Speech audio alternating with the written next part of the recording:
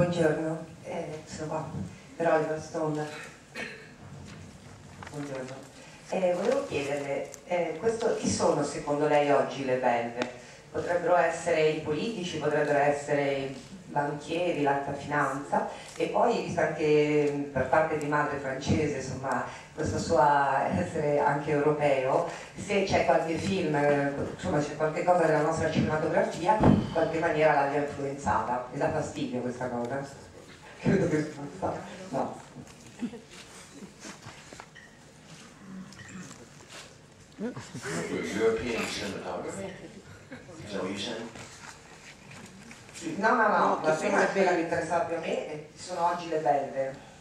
Se sono i politici, secondo lei potrebbero essere, o anche l'alta finanza, non so rispondere. Right. Well, in the movie it's called Savages by Don Winslow, that's his title. And I think he's definitely referencing the 6 characters that we're studying in the movie, all of whom in some way or another become savage. Blake Lively, who's a beach bunny who thinks he can live very nicely with 2 boys, is by the end of the movie shooting Benicio del Toro in the groin with a pistol. She's crossed over. Aaron Johnson is a young man who's spiritual and he's a botanist, a scientist. He's growing marijuana as a healing herb to help people. It's very effective in medical relief and in pain.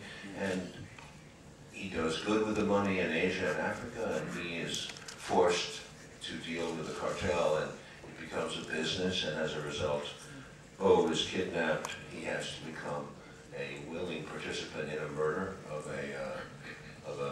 a false herring. He kills Alex Demian Bashir. He burns a man to death, which O sees. So that this is a defeat of everything that these young people stood for. This is a savage in these good people. The savage in John, perhaps he should talk about that himself. I love the way John plays off of every single person. He talks a certain way to his child, he talks a certain way to the young people, and he talks a certain way to Benicio when he comes to kill him. Everyone plays a moral game. Their morality stretches as far as their appetite allows them to. It's about survival. And you should talk about your own character. And regarding the cinematography, I actually thought that's an interesting question, because Oliver had noticed in the last 40 years that cinematography had gotten very dark and almost where you don't see anyone anymore. And I loved this almost a throwback to older style of cinematography where the images are lighter and more colorful, Sergio Leone and so on and so forth. So I was very excited about a look of a movie that seemed completely different with a dark story, but with a light visual. I felt that, like in a yin-yang way, it balanced this movie so beautifully, and it was refreshing. I actually like seeing people again, and seeing scenery again, you know. And and Salma's blue dresses. No, I think that we are living in really hard times, and that we need to change, and that if you don't think in the things that you do in terms of a community, in terms of what is good for a community, you only think about everything you do in terms of your own benefit. We are becoming savages in that term, and I think we're living in times where we can no longer think like that, and we have to think more in terms of what's good for your community, instead of just your own benefits and survival. And war has always been money-based, in my opinion. It's been something that is tragic and unnecessary. And one day it has to stop. I don't see it stopping, and that's the saddest part. But I also wonder sometimes when we get into economic despair that war becomes the solution for economics or something, and that's very too bad, you know. Bene, abbiamo una domanda lì, poi 2 domande qui, poi continuiamo il giro. Prego. Chi ha fatto domanda lì, può tenere? Grazie. Alan Bauman per l'ideale, una domanda a John Travolta, se possibile. Nella sua carriera ha interpretato ovviamente diversi ruoli, anche molto diversi uno dall'altro. Ce n'è per caso uno o più che le mancano, uno o più ruoli che le mancano e che magari amerebbe riproporre in seguito? Grazie. Well, it's a good question.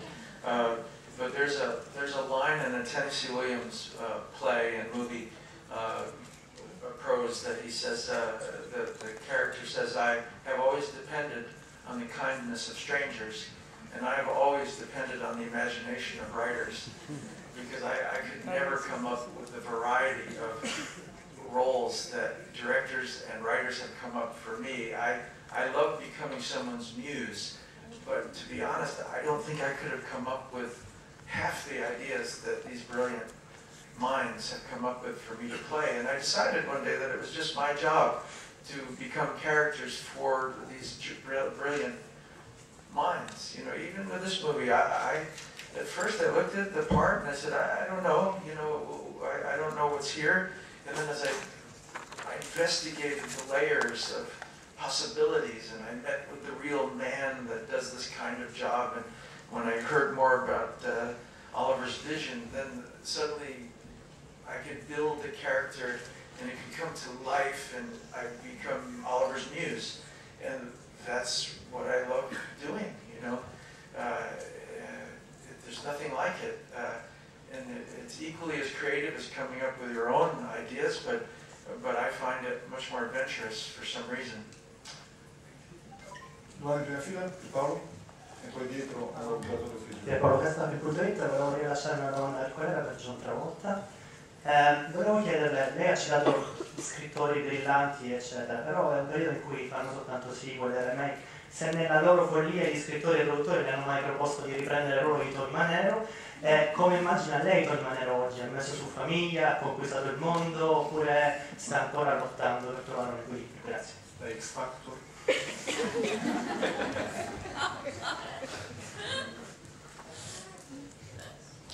Well, I'm not a big fan of sequels for the very simple reason that I love new ideas and I love new creations.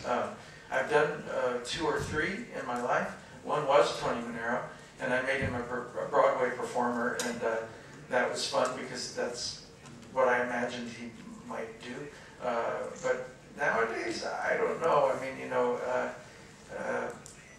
he would be my age, maybe a little younger, and I really, again, I would leave it up to your imagination as a writer, because I don't really know what his fate was going to be. I know that he was a dreamer, and he wanted to be bigger than his community, this small town, and I know that he had talent as a dancer, and I know that he was challenging. He challenged people's thoughts, and he could call a spade a spade. He could, if someone was bullshitting him, he could tell you that you're bullshit, and all those interesting things. But I don't know really.